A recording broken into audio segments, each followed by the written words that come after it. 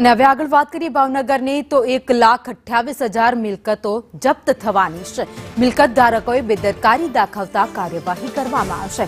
બાકી મિલકત વેરા મુદ્દે મનપા મિલકત જપ્ત કરી લેશે।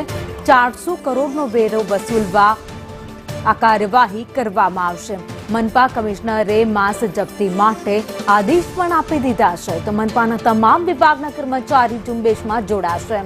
તો ભાવનગરમાં હવે જે લોકોએ વેરો નથી ભર્યો તેને લઈને વેરા વિભાગ એક મોટી કાર્યવાહી કરવાનું છે અને અનેક એવી મિલકતો છે 400 કરોડનો જે બાકી વેરો છે તેને લઈને લાખોની સંખ્યામાં જે મિલકતો છે તેને જપ્ત કરી લેવામાં આવશે અને તેના માટે આદેશ આપી દેવામાં આવ્યા છે। મનપા કમિશનરે માસ જપ્તી માટેનો આદેશ કર્યો છે। મિલકત જપ્તી માટે મનપાના તમામ વિભાગના કર્મચારીઓ છે જે આ કામગીરીમાં જોડાવાના છે અને 1,28,000 મિલકતો છે જેનો વેરો બાકી છે તે તમામ મિલકતોને જપ્ત કરી લેવામાં આવશે અને વેરો વસૂલવામાં આવશે।